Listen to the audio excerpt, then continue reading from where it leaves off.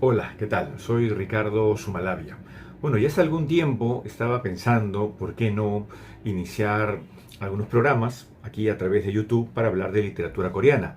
Una literatura que aprecio, que admiro, una cultura que he ido conociendo año a año. Así que me dije, bueno, vamos a compartir un poco de mis lecturas de la literatura tanto reciente como también de la antigua, de la clásica, ¿por qué no? Bueno, tengo unas actividades académicas, soy profesor de literatura coreana en particular, pero aquí mi objetivo es darles unas impresiones, ¿no? Un acercamiento, establecer un diálogo con esta literatura y esta cultura tan interesantes y que está atrayendo la atención de muchos de ustedes. Así que lo que he decidido es que programa a programa, sesión a sesión, voy a conversar con ustedes, voy a compartirles algunos de mis comentarios, de mis apreciaciones, alternando un libro antiguo y un libro contemporáneo, ¿m?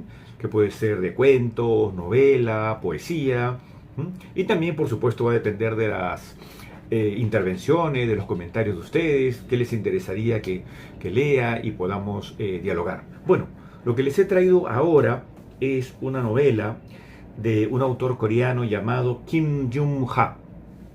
La novela se llama ¿Quién sabe si mañana seguiremos aquí? Un título sumamente atractivo.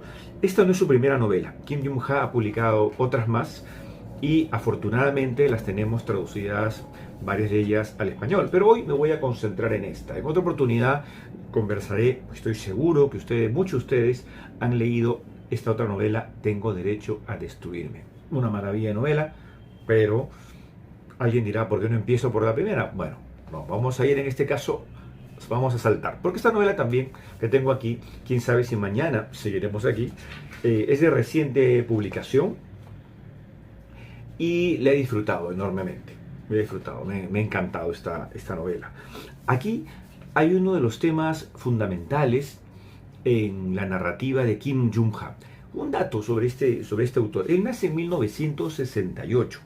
O sea, él, más o menos, diríamos que de manera generacional, pertenece pues a esa generación de jóvenes coreanos a quienes se les asoció al término, se les denominó, entre varias denominaciones, como la generación 386. Porque, empezamos por atrás, el 6 habían nacido en la década del 60 aproximadamente, el 8 porque corresponde a la década del 80, sobre todo al año 1980, año crucial de unas manifestaciones sociales, sobre todo de estos jóvenes estudiantes universitarios, que conllevó a una represión severa y una matanza enorme, una masacre, ¿no? Llamada la masacre de la matanza de Gwangju. Entonces, esta manifestación es conmemorada cada año, por supuesto. Entonces, este acto marcó a toda esta generación. Los que nacieron en el 60 eran entre niños, adolescentes, jóvenes que algunos de ellos quizá participaron en estas actividades o tuvieron parientes, gente que desapareció.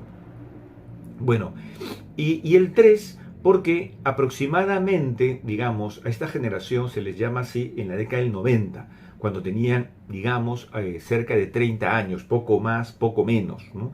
Además, los años 90, que es cuando empiezan a publicar, como Kim Jung-ha empieza a publicar en los años 90, es un año obviamente de cambios. Ya los años de dictadura trataban de dejarlos atrás. Los años 90 van a suponer pues una década de construcción de la democracia, en el caso coreano. Y era muy importante para todos los nuevos candidatos y los que fueron luego presidentes contar con el apoyo de esta juventud, con una juventud que había crecido en esos años de dictadura, pero quería construir y afianzar la democracia en Corea del Sur. Y por supuesto, esto va a suponer muchos cambios que vamos a ver, ¿no? Cuyos resultados recién vamos a ver en estas últimas décadas y cuya narrativa también ha cambiado mucho y Kim Jung-ha sigue produciendo de manera notable. Ahora, vayamos al caso particular de este autor. Como les digo, nace el año 68, pero es una cosa muy curiosa lo que le sucedió. Siendo niño, lo digo de manera general para que ustedes vayan a investigar un poquito más, resulta que su padre era un militar que iba, pues, era destacado en distintos lugares, y en alguno de ellos, él siendo pequeño, entra a una zona de, digamos, donde había residuos químicos, gases, y él inhala esos gases y pierde la memoria. Una memoria corta, era un niño. Bueno, con el tiempo se fue recuperando, pero es curioso, llama la atención que un escritor haya perdido la memoria en un momento de su vida.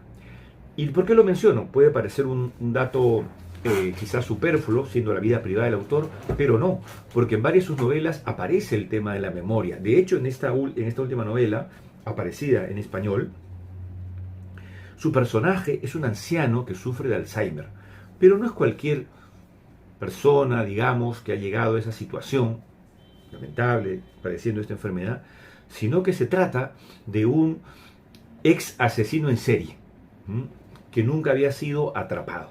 Y es más, él lo confiesa. ¿Y por qué lo confiesa? Está en ese proceso en el que su enfermedad de Alzheimer se va agudizando y él trata de evitarlo en lo posible, sobre todo porque él percibe un peligro ante su hija, Unji, ¿no? Al principio de la novela se nos habla de su hija, que está iniciando una relación con otro personaje misterioso, Park Yu-tae, que este narrador, este anciano, con la experiencia que él tiene de asesino en serie, dice: reconozco a este sujeto como un asesino. Él quiere asesinar a mi hija, él le va a hacer daño. Y de pronto la hija uno de esos días desaparece. Entonces él hace lo posible para tratar de llegar hacia la casa de este personaje de Park Yu-tae, de conocerlo más, de poder saber qué ha pasado con su hija. Pero en ese camino, claro, tiene ciertos impases debidos a la enfermedad, por supuesto. Entonces, esta novela se trata de una suerte de bitácora, de cuaderno. Los capítulos son fragmentarios, lo pueden ver aquí, son muy pequeños, ¿no? Donde él está tratando de tomar nota de lo que hizo el día anterior, de lo que está haciendo en la memoria inmediata, digamos, de lo que está haciendo en ese instante, de lo que quiere hacer el día siguiente, pero la memoria le juega malas pasadas. Pero en ese ejercicio de la memoria se van asomando también algunos datos de su pasado, sobre su oficio, digamos, de terrible oficio de asesino en serie. No llegamos a saber exactamente sus motivaciones, porque todo lo vemos a través de estas nebulosas, pero vemos también que no solamente se trata de un problema de la recuperación, la pérdida de esa memoria, sino también empiezan allí a entrar en juego fantasías, la imaginación, cosas que no necesariamente han pasado. Por ahí hay algunos datos incluso que pueden vincular a ese protagonista, a este asesino, quizá con Corea del Norte, que en otras novelas Park Jun-ha también lo ha retomado.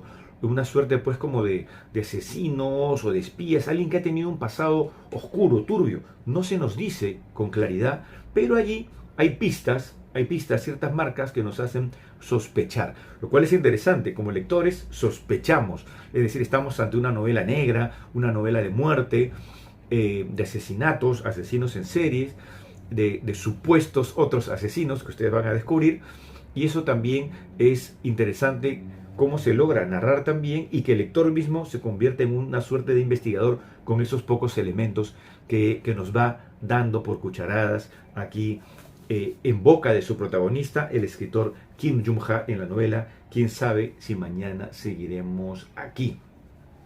Les recomiendo que lean esta novela.